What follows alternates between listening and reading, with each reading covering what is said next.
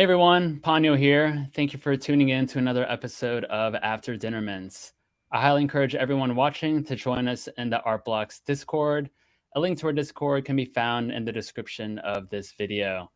As always, make sure you like, comment, and subscribe to our YouTube channel so you don't miss an episode of our weekly show. And now, once introduced, our guest today, we have Art Blocks collector, Plutonium F. Welcome, Plutonium. Hey, How are you doing? I'm doing good. How are you doing? I'm doing great. I'm super excited to chat with you today. You are a fantastic collector. You're a community leader on the Art Blocks Discord. And yeah, I love what you do as far as curation. So that's going to be our focus today. But yeah, maybe to kick things off, if you don't mind, just telling us a little bit about your background. Sure. Um, so I'm a designer by profession. I have been a designer since the last 5 years. I do user interface design, user experience design, and I started off with like branding and logo design. So that's my day job. And I have been in the rabbit hole of Web3 and NFTs since fall of 2020. Well, And yeah. yeah, Go, yeah. yeah, I was just going to ask, I wanted to kind of dig into that a little bit. You know, you mentioned 2020 is when you got into the space. Was there anything specific that you connected with and you wanted to learn more about the space? Like what's your story, like how you got into, the Web3 NFT collecting space? Yes. Uh, so I have been following Beeple's work since almost, I would say, 7 to 8 years now. And in the fall of 2020, Beeple started experimenting with NFTs. I've been an avid follower, so I just thought about, okay, what is this new thing? I want to look deeper into it. And though I've been like following NFTs from the sidelines since a few years now, I was aware about CryptoKitties and was also aware about CryptoPunks, but like was never really paying attention to it. But when people started doing NFTs, and I was like, okay, something's happening. I need to dig deeper. And that's when I minted my first NFT. And yeah, that's how I joined the space. That's awesome. And yeah, so for anyone that doesn't know, Beeple does these dailies on Twitter and creates like a new piece of artwork and shares it on Twitter. And is that where you learned about Beeple? Was it on Twitter? Yeah, it was Twitter. And I think he's been doing it since more than a decade now. So Wow. Yeah, that's dedication to its fullest right there. So very cool. I yep. appreciate you sharing that. So Art Blocks, obviously it's a generative art platform, and I'm curious to know, how did you learn about generative art and eventually land into the Art Blocks platform? Yes. So I went to school at NYU. I did my master's program there. And one of the courses there was called creative coding. And prior to this, I had never like experimented with like art with code at all. And this was completely new to me. And it was during that course I learned about generative art for the first time. I learned processing and then P5JS, and I kind of tried to do a bit of generative art myself, but I wasn't very good at it. And yeah, but I really appreciated folks who could do it well. And that was like my introduction to generative art. I also interacted with a bunch of generative artists in New York at the time. And I kind of sort of like forgot about it for the next few years. Like I wasn't really doing anything. Um, I certainly couldn't. And it was just years later when NFTs started popping up, and I was in the Lava Labs Discord, and people were talking about art blocks. So I just decided to check it out. I opened the website and I read a little bit more about it, and it just connects in my brain that, okay, this is one of the biggest potentials of like creative coding and generative art. And uh, I just like dived in and haven't looked back since. That's awesome. And what was actually the first piece that you collected, and kind of the first project that you connected with when you joined the platform? The first piece I wanted to mint was Nimbuds, and actually it was Singularity, but I couldn't figure out how to set my MetaMask up. And by the time I figured it out, it was time for Nimbuds, which I really wanted to mint, but I couldn't. I had like a failed transaction. Um, the first mint I actually ended up minting was Ringers. Um, I was in love with the test mints. I spent a lot of time just looking at them, and like I literally studied how to mint and how to mint at a faster speed, put like high gas and everything, and made sure I would get a ringer. So yeah, I love that piece. It's a bullseye ringer, and I still hold it. That's awesome. That's very cool. And yeah, it's crazy to kind of think back to those old days when, maybe not a ton of people on the Discord, but still it's challenging to buy stuff online because yeah, I was the same way. I didn't know what I was doing. Ringers was my first project. I didn't know how to actually buy or like set up my MetaMask. I basically just hit send and hope for the best. And yeah, it's a crazy space, but I'm glad that you're able to land on a ringer and start your journey in art blocks. Yeah, a great project to start off with. Yeah, absolutely. And were you an art collector prior to joining the space? Like whether it be like physical artwork or even just like friends and family artwork, or yeah, tell us maybe a little bit about that. Sure. So I've always been interested in art. Like, I would like read about artists and encyclopedias when I was younger, and it always intrigued me. But for some reason, it just felt very intimidating to actually start collecting art. A lot of it also has to do with the fact that I felt it was inaccessible to someone like me. I couldn't really just like if I decided I wanted to collect art, I couldn't just go out and collect art. And when NFTs came along, I feel like that just made me feel comfortable collecting art. It felt like I could do this when I wanted to, and I could choose and just purchase art that was out there. So yeah, I think NFTs was the unlock for me, and I hadn't collected a single piece of artwork before NFTs. That's awesome. And how has your collecting evolved over time? You mentioned, I know Ringers was your first one. Was it from there on out that you were like hooked on, collecting pieces, or did it kind of take time after that first project to kind of, you know, create that collection that you hold today? I think I was immediately hooked on. Like everybody who's had that first minting experience, it's kind of magical. So I I think I started collecting right after. I wouldn't mint every project. I was still conservative that way. I would try to mint projects that I truly resonated with. Um, Projects, I would always go and look at the test mints, and projects that resonated with me, I would try to mint them, and slowly built up my collection. I don't mint a lot. I still don't mint a lot, but yeah. Yeah, cool. And so I know that there are a couple collections where you have, curated. You've looked through the entire collection and you basically have curated your favorites from that specific collection.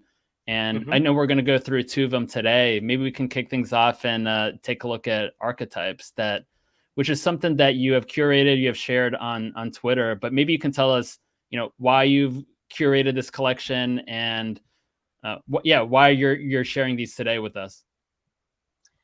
So Archetypes is probably one of my favorite projects because I'm just in love with the colors chosen. The palettes in this project are some of my favorite palettes that exist in generative art. That's why I decided to select this project, and like I wanted to dive deeper. I wanted to like explore what what the pieces that truly resonated with me. I also wanted to do this more like a personal hobby and exercise. I feel like when a project launches, there's like a lot of chatter about it. People are like talking about different mints that they like. But usually what's been the kind of process with me is like I like to like wait for a few months and then go back to some of these projects and like spend a lot of time with them and just try to pick what I feel are my favorites. And why do you wait a couple months after? Is it more to kind of let things settle and then for you not to, I don't know, there's obviously a lot of chatter maybe online. Do you want it to kind of maybe, I guess, people's you know, thoughts are on another project so that you have kind of like full focus without any external talks about it? Like yeah, maybe you could tell us a little bit about why you generally wait, you know, a couple weeks, couple months to go through and dig through a collection. I feel like when a project launches and drops, there's a lot of people talking about it. People are picking their own favorites. People are commenting on, oh, this is one of the Grail mints. And that kind of, I feel like that kind of limits myself to like independently form my own opinion. So I like to wait for a while when like all that chatter has died down. There's not a lot of talk about like floors and prices. I feel like that is when I can have the time and space to look at that collection without having any biases or like having in or have my thoughts influenced by other people. Mm-hmm. Yeah, and maybe I think it'd be great to kind of just hear your thought process, you know, as you're going through a full collection. Like, what is it you look for? Is it, you know, aesthetics? Is it rarity? Is it, yeah, kind of just like walking us through everything would be really cool to hear. Sure. So when I started my collecting journey, rarities were a thing in NFTs, and I would often like look at them and try to. I would often get bummed. Oh, I didn't get a rare one. But I feel like as time has evolved, rarities have lost any sort of relevance to me. Um, I still like some very unique outputs that an algorithm can like produce, but I have just stopped looking at any sort of rarity. I simply go to either Archipelago, where I'll just browse the projects that I'm interested in, sometimes for hours, days. Some projects I'm still looking at even after months of after release. And I kind of let each of them simmer in my head for a while. Like I usually won't go select my favorite pieces at one sitting. I will come back to that project after a few days, see what I think and what I feel about them. And usually it's a repetitive cycle that I do a few times. And that's when I feel like, okay, these are the pieces that truly resonate with me. And I would like to write about them and talk about them. I also feel like in our space, there's so much talk about floor prices and a lot of financial talk. I kind of want to have more conversations about art. That's kind of been like one of my goals with these small curated threads is to get people interested into the project, talk about like the different outputs and come up with like names for certain pieces, um, and have that discussion of art going on even after like it's been released. That's great. And, you know, with the collection size, I think Archetypes is it 600 total mints in Yep. this collection? Yes, So, 600. so how do you, I mean, 600 is a lot to go through. And obviously you mentioned, you know, spending a significant amount of time. Do you pare down, like, do you spend like a full day going through the entire collection and then kind of being like, all right, these are the top 50, and then taking a look at those 50 and then paring it down to like 25 and like slowly getting to like a happy, you know, 10, 15 minutes, or is, what does that look like when you're going through the collection? So the first time I do this exercise, I'll take a few hours and go through the entire collection, note down the ones that stand out to me, that's like a temporary list I work with. And after that, like in my second and third passes, I'll simply go like either palette by palette and just like have that focus of like could be anything between like 5 to 20 to 30 pieces that I'm looking at for a while. And that's how I go about doing things. It's not always the same, but at least with archetypes, that's how I went about doing it. And I feel like by 2 or 3 passes, I have like a rough list that I'm sort of happy with. And then I'm kind of reducing it, because I also don't want it to be like a very long curated tour list. I kind of want these to be something that you can consume in like 5 to 10 minutes. And also, I think one of the jobs of curation is to have like a narrowed down list versus, because some projects, all the pieces are beautiful, but I just want to have that limited number so that people can experience this entire collection with like a certain number of pieces. They can get a sense of the varied outputs that this algorithm has produced and like some really amazing outputs. And this can be like a starting point for people to then like personally go and explore that particular collection. Great. And yeah, maybe we can actually look at, so how many pieces have you selected from Archetype to be in your, curated list? I don't remember the final number at the top of my head, but I think I ended up selecting roughly 15 or 16. Okay. Yeah, do you mind going through like a couple of the pieces and just telling us about like what stuck out to you in that individual mint, and why you selected this, from a total of 600 pieces? Sure. So this one is one like I have personally tried to collect like many, many times. I've tried to get this one piece, but never managed to. This is Archetype 70. I call it By the Sea. And this was one that I immediately fell in love with when the day Archetypes dropped. This kind of reminds me of like a tiny sea next to this whole white. These white blocks are all like a sea or an ocean for me in my head, and this is also one of my favorite palettes with archetypes. So this is one of my favorite ones. I love that. Then this one, like, so I call this the panic button because all of these red blocks make me think of that popular meme where you kind of have to select a button. So that's kind of what I saw in this one. I love that. And this corner archetype kind of reminded me of an apartment building where you have these tiny windows looking out and kind of like sills, I guess, window sills, all of Mhm. these. And the blue kind of made me just think of like glass on a building. So yeah. I love that, and Um, it kind of looks like a cube actually, right there. Also, like within yeah. that corner, Yes. it's like a 2-for-1. I love that. Yep. Really nice mint.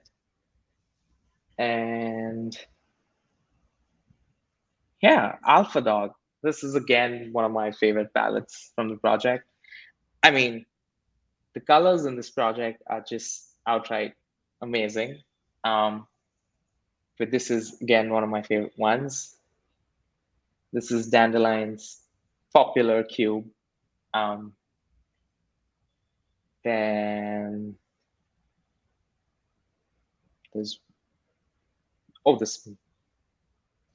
this sort of monochromatic archetype, but this kind of reminds me of something that's like super deep and sad. Um, I also feel like some pieces I'm selecting purely based on the emotion I feel based on when I see them and experience them. So this is one of those.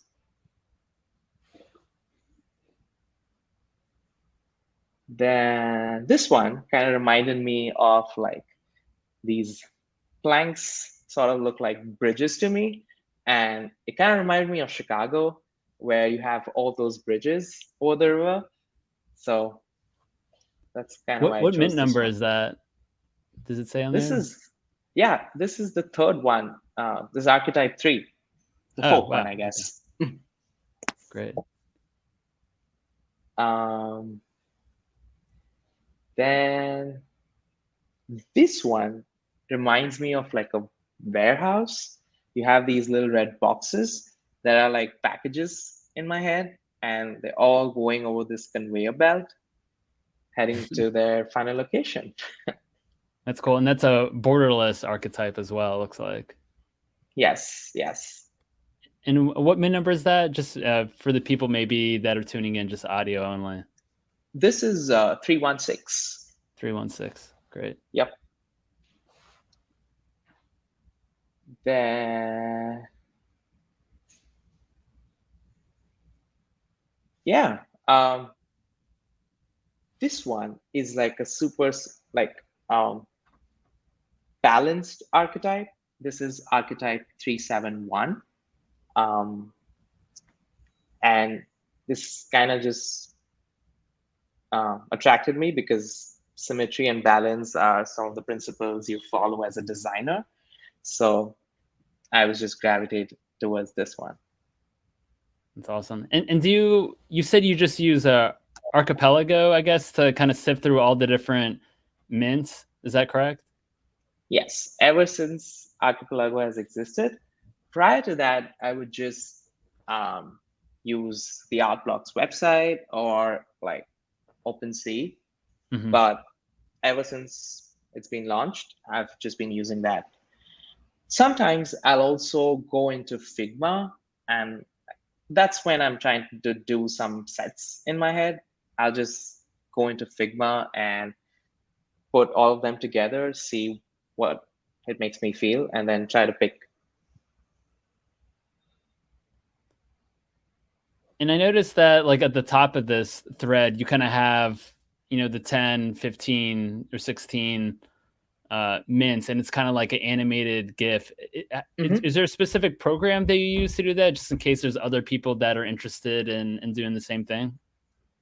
So I'll just download all the images and then just make them make a GIF using. I think it's Easy GIF.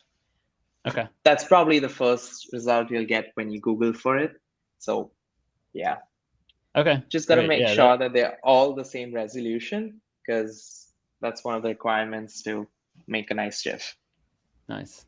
Okay. Great. And that's a beautiful one also, because that one has some nice contrast with like some of the darker colors, and then that looks like that yellow cream-like color. Yeah, yeah. OX 113 has some really nice archetypes. Yeah. Yeah, Um, that was a tough minting day. Did you mint something that day then from this collection? I know that was kind of a tougher day for a lot of people because it was yeah, like a gas war, unfortunately. it was one of the wildest mints I feel like we've seen at Art Blocks. I Yeah. was fortunate enough to mint one piece. I think it's on here somewhere. Yes, so here it is. I was lucky enough to get a corner. Oh wow. Um, it's archetype 104. I call it heart, gold, and steel. Looking at it just reminds me of these three things. So yeah, um, Love that. I, I love the way I did you not imagine. Sorry, go ahead. no, sorry, I was just gonna say I love the way you name these, specific mints. Kind of like tells a little bit of a story. Yeah, I feel like naming is a big aspect of like this entire exercise for me as well. Like I don't name all of them, but I try to find a name that I feel goes well with the piece. I feel like naming just adds a little bit of story to that piece, and it kind of helps form a personal connection as well to the piece. Um, but I still name pieces that I don't own. But it just helps me to think of them as uh, more of like a unique piece in my head, and have that connection. I don't know if that makes sense. Yeah, absolutely. I think with ringers, obviously like with the goose and some of the other mints, it's easy to kind of visualize or, point out certain things. And I do think it does help with like the process of appreciating it, also one thing, but then also just giving it that story. Yeah, agreed. Great. Well, yeah, let's you have one other collection that we want to share today. It's the Subscapes collection. Yes. I'm gonna switch to that real quick. Okay. Yeah, Subscapes was another, I think that came out probably within a month or two after Archetypes. And yeah, that was such a special time, to be around art blocks and just see all those different projects. It's kind of crazy that it's been almost like a year and a half for a lot of these projects now. Sometimes it feels like it's been 5 years, and sometimes it feels like it's been a few months. Absolutely. Yeah, why don't we yeah, sorry, were we gonna say the crypto timeline? Yeah, I feel like crypto definitely messes with your head in terms of timelines. Absolutely. Yeah, let's talk about Subscapes. Maybe you can tell us just a little bit about the project itself, and yeah, maybe going through some of those mints and telling us why you chose that for your specific collection. Yes. So Subscapes is this project by Matt DesLauriers. Matt is an artist that, again, I have been following on Twitter since years and years ago. A lot of the generative artists I know now, I probably didn't know them back then, but Matt was one of them who was always creating cool stuff and sharing them online on Twitter. And I was just blown away by his work. So Subscapes is this collection where you have all these different landscapes that are generated algorithmically. And this is, again, one of my favorite collections to come out on art blocks. I was just blown away by the diversity of these different landscapes and what Matt has managed to achieve with this collection. Yeah, let's go through some of them. And I think this collection also was not 1,000, right? Was this also 600, 600? This was 650. 650. Okay. Yes. It dropped in May of 2021. Okay. Yes, this is the Starfall Subscape. One of the most coveted ones, I guess. I just love the grid texture here that this forms, even more than Starfall. It's this bottom patterns that attract me to this particular piece. Yeah, the black and yellow just looks gorgeous. Yeah, it's a nice contrast on that one. Then these are famously called the Monet subscapes. These have brushwork in the style of Claude Monet, and I believe there are 3 of these, and all of them are owned by Alan Howard, a major art blocks collector. This is a really beautiful river subscape. Yeah. Then I love the stroke work on this particular subscapes. It is subscapes 519. In the corner here, they have these amazing line work and strokes. And I'm just in love with this one as well.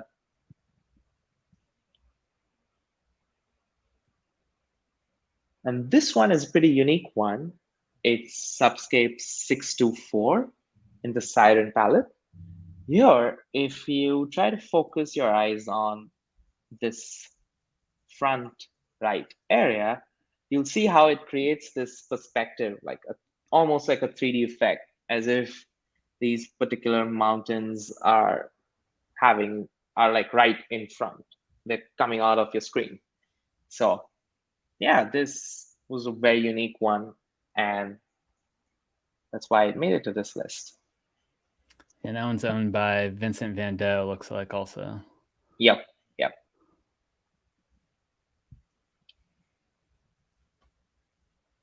This one is the one that was, I think it was another community member that saw the Swedish flag in the subscapes.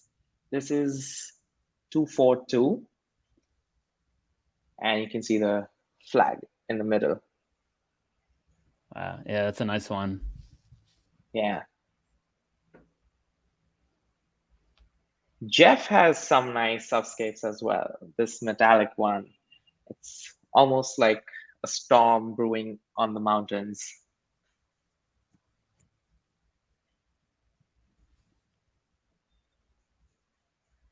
This is a pretty cool one. I feel Subscapes 287. If you just look at the center and like ignore this tiny yellow line below, it kind of looks like a flying carpet to me. Yeah. It's just a floating subscape, it looks like. Yeah. So yeah, I saw this one and I was like, okay, this has to make the list. Yeah, and then I see you named it the floating sub as well. Yep.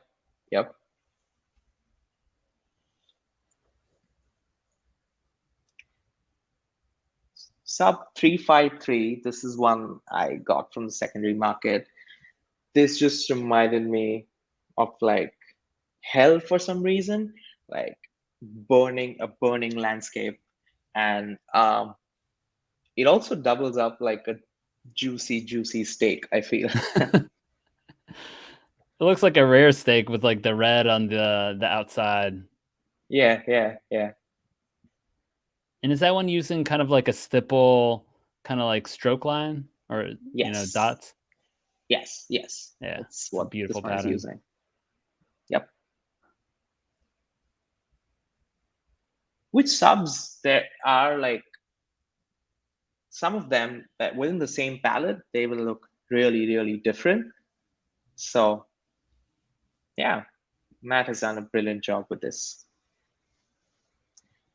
Then I have this one, which is Subscapes 430. It's just this trippy inward sub where like it's a summit. So this project has like a few major landscapes. There are rivers, there are coasts, and then there are summits. Summits are basically mountains with like a peak or a summit.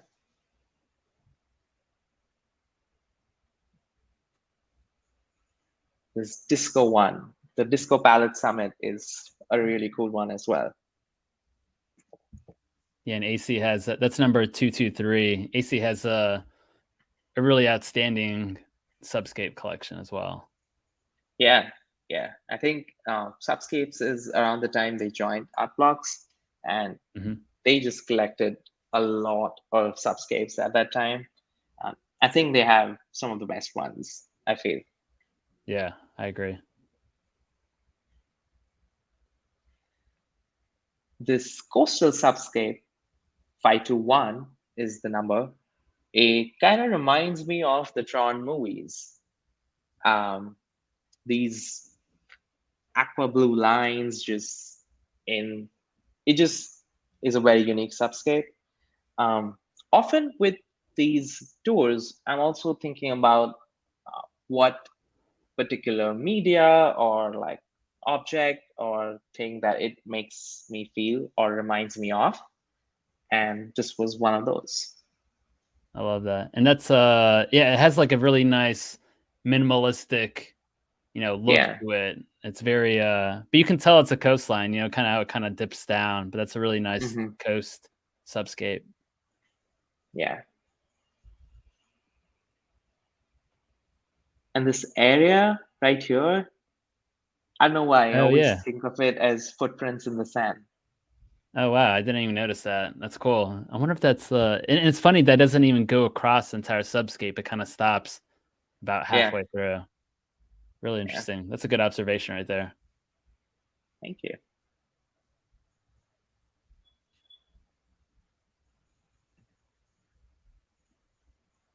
Yeah, This why is don't we talk another about one one. more? Yeah, Yeah. that's a beauty right there.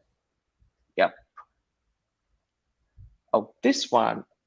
Um, it just makes me think of like sort of like it does have this sort of reflection, I feel, if you look closely here.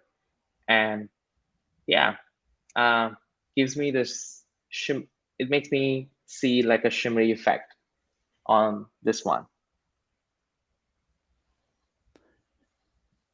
And that one's really interesting because it looks like there's only a partial, like only parts of this. It looks like it could just kind of like break through the ground at any moment, but it's just like it's almost like a smaller subscape kind of look to it. It's a really interesting piece. Kind of like a volcano being formed, like initial Exactly. stages. Yeah. Exactly. Very, Yeah. very early stages, and then maybe a million years from now, it'll be one of the summits. Yeah. Cool. Well, I really appreciate you sharing this curated collection, and these are Hmm. posted and shared on your Twitter. Is that correct? Yes.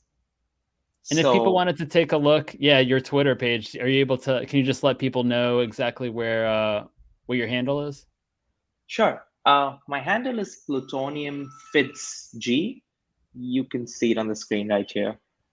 And I have a pinned tweet where I mostly try to keep it up to date, where I have a mega thread of all these threads and curated tours that I've done over the last year and a half. So you can definitely check it out there. Cool. Yeah, and we'll include a link to your Twitter page and to these Hmm. two specific collections in the show notes.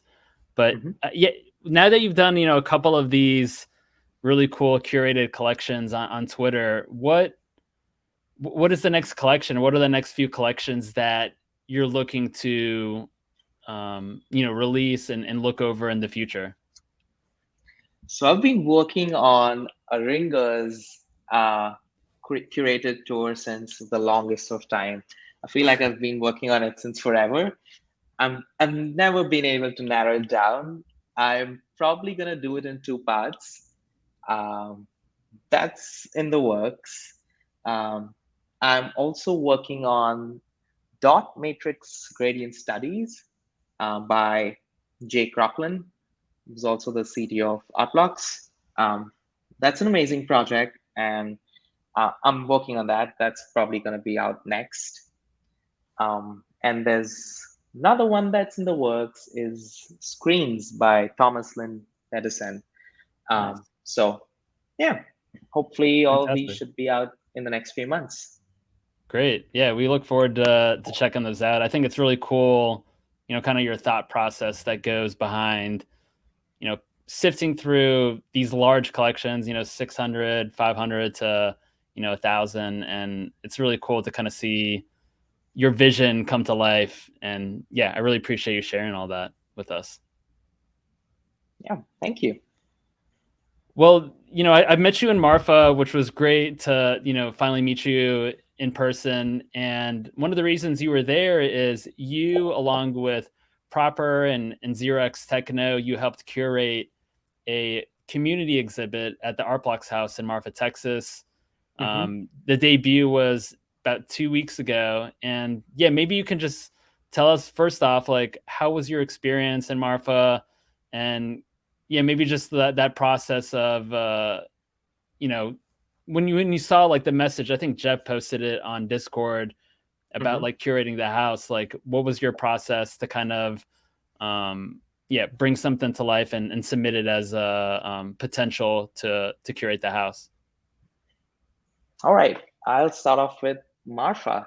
Uh, Marfa is this magical little place in Texas that everybody who's interested in generative art or like art in general should visit. Um, it was a long, long journey for me to get there, but I feel it was every moment of it was worth it. I met all the people I've been chatting with online since a couple of years now. It was a magical and surreal experience. Um, yeah, it, I had a really nice time in Marfa meeting everyone. Talking more about the exhibit, so Jeff put out those applications, and I already had an idea that I wanted to explore. It was kind of the perfect opportunity. Um, I'm really grateful for this opportunity. So I've been doing these threads since a while, and I've never actually done a physical space. So when this application came out, I already had a concept in mind that I submitted with. Um, I wanted to explore the idea of perception and abstraction. So a lot of these Gen art projects are abstract in nature, yet I feel it's amazing how we as individuals attach our own meanings to these different artworks, um, and how we start to perceive different forms and objects within each of these projects. So that was kind of the theme I submitted. Was lucky enough to get chosen, and we Techno Proper and we just connected after being selected, and it's been a really nice time. Like, we worked over the next few months curating the exhibit. Um, so Techno and Proper's theme was like color and light. And I feel like as we were working, as we were sharing these ideas, the idea of perceive became like a theme that was common throughout. And that's how we ended up creating this exhibition with that theme. Um, it was a really nice challenge because I've done some like online galleries and um, worked around with like some 3D galleries online, and like done some 2D galleries, made some galleries, but the experience of curating a physical space was a total different ballgame. We had a lot of fun going through the floor plan of the AB house, going through each wall, thinking about all the different screens and what project would be best represented on them. And it was just a fun experience. And the entire Art Blocks team was super supportive. Jeff, Kate, and Jordan, Mad, all of them really helped us bring this to life. So if any of you are ever in Marfa, do go check it out. I think the exhibit is live till May of next year. Yeah, it's super cool. The name of the exhibit, as you mentioned, is Perceive, and it was a delight to see the vision of you, Proper, and Techno in person. I've chatted with each of you, and you're obviously a huge part of the community on especially in Block Talk, and it's just been kind of great to see that. And I'm curious, you mentioned that you generally just created these galleries online, but like walk us through that first time when you saw the exhibit in person. I think you were there like that Thursday or maybe that Friday, but yeah, just tell us like a little bit about what it looked like when you first walked into the house, and seeing everything that you and Proper and Techno have kind of talked about for weeks and months leading up to it. But yeah, I'd love to hear about your experience. Yeah. So we visited the gallery before it opened on Friday. I think it was 11th November or 10th. Um, we walked in, and so this was the first time each of us were seeing the gallery. Uh, we have like done mock-ups of it. We've like done a lot of like virtual stuff to imagine it, but just seeing it in person, that just blew my mind away. This was also the first sort of NFT event that I have attended. Um, so it just blew my mind seeing them on like a larger screen. I feel like most of the time we're experiencing all these artworks either on our phones or on like our screens, like a mobile or laptop screens, which probably don't do justice to the artwork. Seeing them on these massive Samsung frames, it was definitely an experience that I'll never forget. Like, seeing all those rich details with like the different projects, like seeing the textures and memories, the finer aspects that you miss out, I feel. Um, Seeing them on in the gallery, put up on huge screens was certainly one of the best experiences I've had in experiencing these projects. Yeah, it's been, like I said, it was just really nice to kind of see that in person.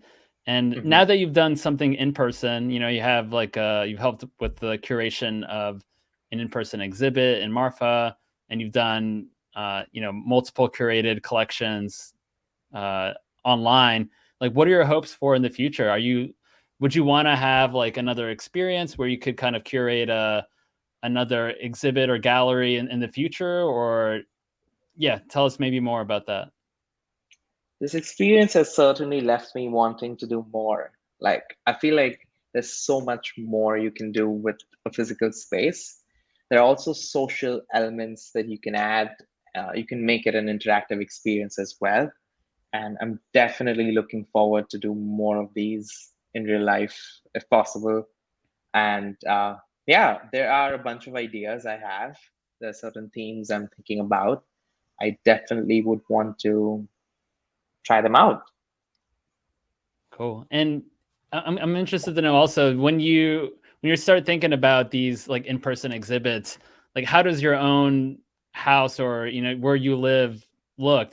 Are you doing the same thing where you're kind of curating what it looks like inside the house, as far as like, are you putting some of that art that you've collected inside the house, or is that kind of, are you kind of keeping those separate? So, so far, I have refrained from printing my NFTs. It's just because I don't feel like I am in the right kind of space to exhibit them. And I want to do large prints. So I'm moving next month. So maybe, hopefully, I'll start doing prints and putting them up in my house. That'll be a fun experience as well, because I think you kind of have to curate your own house as well when you're like having multiple prints. So that's an exercise I'm looking forward to. Yeah, absolutely. And you know, you've seen a bunch of the projects on art blocks. I'm curious to know, what types of art are you hoping to see more of in the art blocks platform? So one of the things that I'm looking forward to is having more of like a physical component to those NFTs as well, like we had with friendship bracelets. I feel like that was a beautiful thing. Those instructions that are there in the project, they are simply amazing. And I feel like having a physical piece of your NFT that has that emotional connect and value to you is something that's super interesting to me. And I would definitely want to see more projects explore there and figure new and unique ways to tie down a physical and a digital piece. Um, I was lucky enough to be gifted an actual friendship bracelet, so I still have that, and I feel like that has a lot of personal value to me. That's awesome. And Marfa, someone gave you one of their bracelets? Yes, his purple hat, and he gave me his Oh, that's awesome. uh, the palette in which the palette that he did, and like I think I'm gonna treasure it always. I love that. And it's like a nice reminder of Marfa and art blocks. And yeah, I'm really glad that that you experienced that. That's really cool. And thank you for sharing that with us. Mhm. And you know, there's obviously more and more collectors that are kind of showing up into the space. And I'm curious to know, like, what's some advice that you give a collector that is new to art blocks? Someone who's new to art blocks, I would ask them to spend some time in Block Talk, just get acquainted with the space, just get acquainted with like how collectors are thinking about these different projects, what they're talking about, and what's interesting and what's not interesting to certain people. One golden advice that I feel like that's always given and one should always follow is to always buy what you love and what you can afford without thinking too much about the financial aspects of it. because this can tend to be a speculative space. So you should go for projects that aesthetically resonate with you without thinking too much about the price action.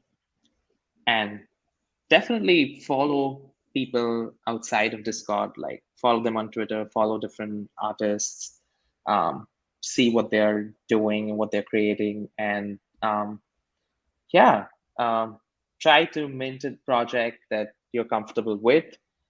Minting is a beautiful experience that I feel everybody should be doing, trying. And yeah, it's a fun space to be in, and it has one of the warmest communities. So spend some time in the Discord. Yeah, absolutely. Yeah, and we'll have a link inside of the show notes to our Art Blocks Discord. Yeah, finally, one of the last questions I want to ask you before we sign off is, what do you do in your spare time outside of, collecting art, besides spending time on Discord? Are you like fully in this space, or are you do you have other things that you do to kind of separate yourself from the Web3 area? So I think a few months in, I realized that this is probably early days of a digital art movement. And I switched my professional life as well to doing projects in Web3.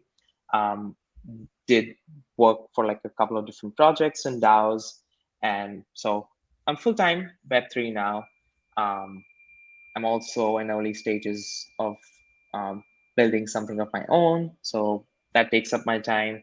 But like outside of like Web3, I love watching movies. I watch a lot of movies and shows, and I feel like at times you find inspiration in different places, and I find a lot of inspiration with art and with movies as well.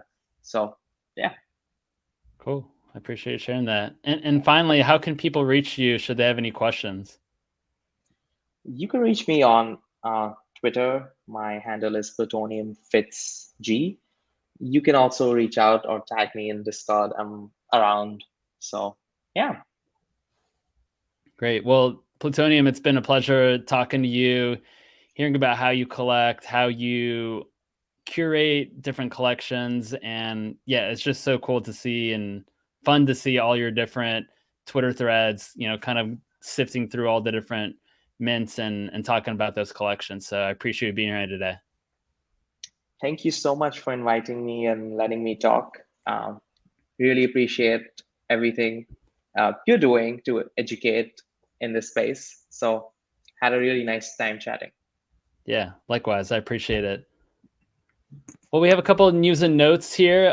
After Dinner Mints discussions are available as a podcast via Spotify, Apple, and Amazon. Finally, we have a weekly newsletter that gets delivered once a week with information on upcoming releases and generative art related news. You can find a link to the newsletter in the description of this YouTube video. As always, make sure you comment, like, and subscribe to the Art Blocks YouTube channel. Be kind to each other, buy what you love, and we will see you all next time. Thanks so much, Plutonium. Thank you so much. I had a great time. Likewise. Have a great day, everyone. We'll talk to you soon.